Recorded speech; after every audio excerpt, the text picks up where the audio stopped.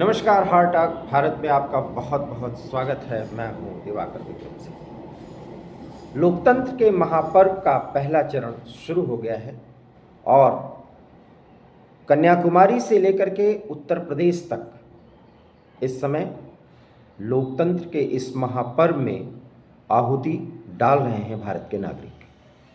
और ऐसे में बात ये होनी चाहिए कि आखिर में आज जब चुनाव हो रहा है तो जनता के मन में क्या प्रश्न उठ रहे होंगे जब वो ईवीएम पर अपनी उंगली रखने जा रहे होंगे।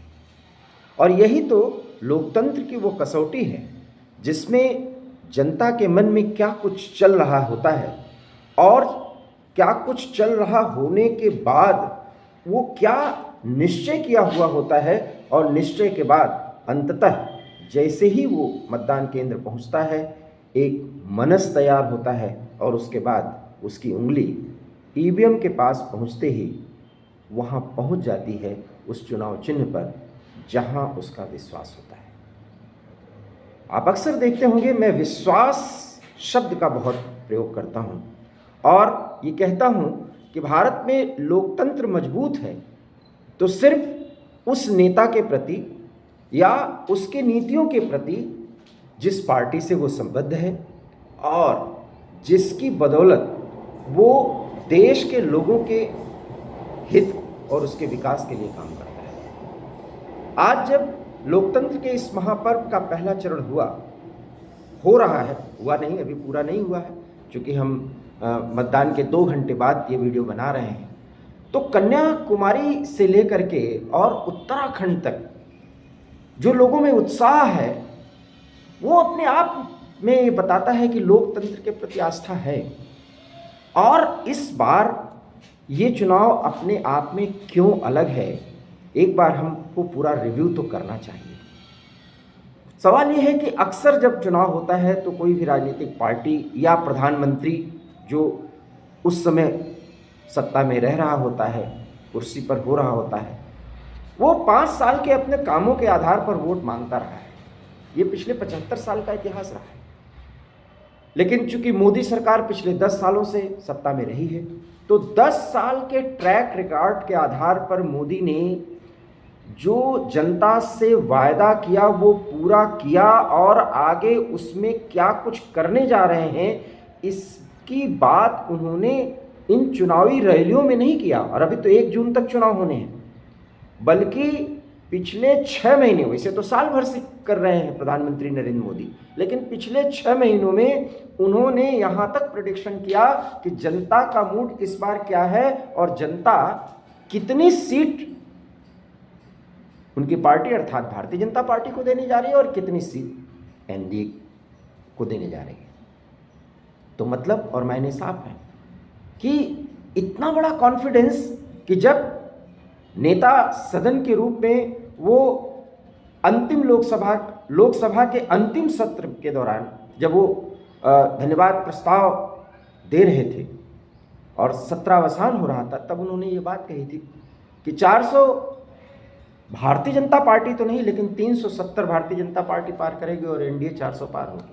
और उसके बाद लगातार 4 जून 400 पार का नारा इस तरह से प्रभावी हो गया और इस तरह से एक नैरेटिव बन गया कि अब विपक्ष के नेताओं को सिर्फ इस बात को साबित करने के लिए कि भारतीय जनता पार्टी या एनडीए 400 पार नहीं कर रही है, वो प्रेस कॉन्फ्रेंस कर रहे हैं, वो अपनी सीटें नहीं बता रहे हैं, वो मुद्दों पर सत्तारूढ़ दल को नहीं घेर रहे हैं, बल्कि ये कह रहे हैं कि हम ये दावे के साथ कह सकते हैं कि वो 400 तो नहीं पाएंगे। और राहुल गांधी ने तो हद ही कर दी। अभी कुछ ही दिन पूर्व उन्होंने कहा पहले तो मैं मानता था 180 सीट और अब तो भारतीय जनता पार्टी 150 सीट से नीचे। सवाल ये है कि दूसरी पार्टी कितना पा रही है, ये तो आप उस पार्टी के जाल में फंस गए, उसके नैरेटिव में फंस गए जो वो पार्टी चाहती थी या उसके नेता चाहते थे। सवाल ये कि कांग्रेस को या इंडिया अलायंस को ये बताना चाहिए था कि हम अंडर करंट के तहत जो आकलन कर रहे हैं हम इतना सीट पाने जा रहे हैं। लेकिन राहुल गांधी ये नहीं कह सके क्योंकि उन्हें पता है कि सोशल मीडिया और मीडिया के एक्टिवेशन के इस ज़माने में बहुत गलत बात हास्यास्पद स्थिति में ला करके किसी नेता या राजनीतिक पार्टी को खड़ा कर देती है। और इसलिए आज जब पहली बार लोकतंत्र के पर्व का पहला वोट जब डाला होगा तो उस शख्स के मन में, उस वोटर के मन में भी यही बात आया होगा कि हमें देश को 2047 तक आगे ले जाना है, तो देश को भी ले जाना है और अपने घर, परिवार, समाज, नगर, राज्य और देश, इसको ले जाने के लिए हमको क्या क्या करना है। हमको मतलब सरकार को, क्योंकि सरकार में जो भी लोग होते हैं वो हमारे प्रतिनिधि होते हैं, हम उनको चुनकर भेजते हैं। तो ये जो विजन है, चाहे आप सहमत हो या न सहमत हो, पिछले 10 सालों में मोदी ने दिया है, 2014, 2019 और 2024। और इन 2014, 2019 और 2024 में विपक्ष ने सिर्फ 3 बातें की हैं।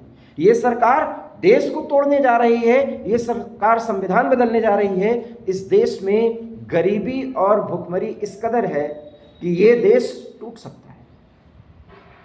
सच है, सवाल उठ रहे हैं, इस देश में गरीबी है, इस देश में अभी भी इस तरह की एक स्थिति है कि थोड़ी सी मुश्किलें आ जाए तो व्यक्ति भूखे रहने को मजबूर हो सकता है। हालांकि प्रधानमंत्री का यह दावा है कि हम किसी को भूखा नहीं सोने देंगे, और कोविड जैसी स्थितियों में हमने देखा कि ऐसा नहीं हुआ। सवाल यह है कि देश को विश्व गुरु बनाने की बात एक नेता कह रहा है, दूसरा ये कह रहा है देश टूटने जा रहा है। जनता के मन में ये भ्रम ना आए, इसलिए जनता ने मंथन किया कि विश्वास किस पर है। वो विश्वास जो उसने परखा है, क्योंकि जिसको आदमी परखता है उसी पर भरोसा करता है। और विपक्ष के नेताओं के रूप में जो भरोसा या जो परख होनी चाहिए वो बहुत ही टूटा और बहुत ही बिखरा हुआ है। इसलिए सत्ता पक्ष के उस मुखिया पर भरोसा ज़्यादा हो रहा है जो ये दावा करता है कि हम जिए भी हैं देश के लिए और अंतिम सांस तक देश के लिए जिएंगे। और ये बात जनता को एक्सेप्ट करने में बहुत गुरेज नहीं होती। कारण है, आप 100% नहीं दे रहे हैं, लेकिन 100% देने के लिए जो आप प्रयास कर रहे हैं वो जनता को अच्छी लग रही है। और इसलिए मैं बार बार कह रहा हूं, इस बार का जो चुनाव है वो पूरी तरीके से भारतीय लोकतंत्र में कितनी मजबूती है, उसमें कितनी गंभीरता है और वो कितना जानकार है यहाँ का वोटर, यहाँ का नागरिक, ये इस बात की परख हो रही होगी और होती रहेगी और हो चुकी है। ये तीनों बात कही जा सकती है। और इसी संदर्भ में आज की वोटिंग के बड़े मायने हैं।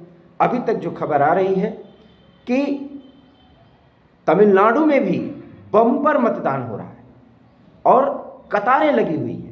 ज़्यादा वोटिंग का मतलब आप समझ सकते हैं, जो परंपरागत तरीके से द्रविडियन पॉलिटिक्स का एक तरीका रहा, डीएमके या एआईएडीएमके कुछ क्षेत्रीय पार्टियों का दबदबा रहा। जितनी भी राष्ट्रीय पार्टियां हैं, विशेष करके कांग्रेस या भारतीय जनता पार्टी, ये क्षेत्रीय पार्टियों के साथ जुड़ करके अपने को वजूद में रख पा रही हैं। यही तमिलनाडु की राजनीति का सच रहा है। लेकिन इस बार अन्नामलाई जैसे नेता के दम पर भारतीय जनता पार्टी सीटें जीतने का भी सपना सजोई हुई है। और अगर अभी तक के जो राजनीतिक घटनाक्रम हुए हैं उसके मुताबिक जो जानकारी है, 4 से 5 सीट अकेले भारतीय जनता पार्टी अपनी ताकत पे जीत सकती है और एनडीए की स्थिति 10 पार की बताई जा रही है। क्या होगा ये तो 4 जून को पता चलेगा। तो सत्ता पक्ष प्रो इनकम्बेंसी फैक्टर पर, बहुत ध्यान से ये बात समझिएगा, प्रो इनकम्बेंसी फैक्टर पर उस गढ़ में भी सेध लगा रही है जहां पिछले कई दशकों में जब से उसका राजनीतिक वजूद रहा वहां पर उसका वजूद ही नहीं था एक तरह से।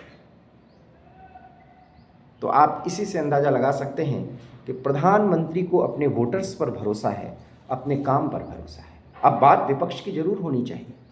सवाल यह है कि मैं इस बात को हमेशा मानता हूं कि विपक्ष, लोकतंत्र में विपक्ष की भी एक बहुत बड़ी भूमिका होती है। और विपक्ष में अगर कोई आए तो एक विपक्षी नेता के तौर पर उसकी जिम्मेदारी इसलिए बढ़ जाती है कि सत्ता पक्ष के एक एक काम का माइक्रो लेवल पर वो एनालिसिस करे और उसके संदर्भ में संसद से लेकर के सड़क तक वो चर्चा करे। आज क्या ऐसा हो गया कि एक प्रधानमंत्री को अपने हर एक विभाग की छोटी छोटी जानकारी भी किसी भी मंच से शेयर करने में कोई गुरेज नहीं होता, उसको कोई मुश्किल नहीं होती। और यही नहीं, उसको अगले 5 साल 10 साल में क्या करना है उसका वो खाका प्रस्तुत कर देता है।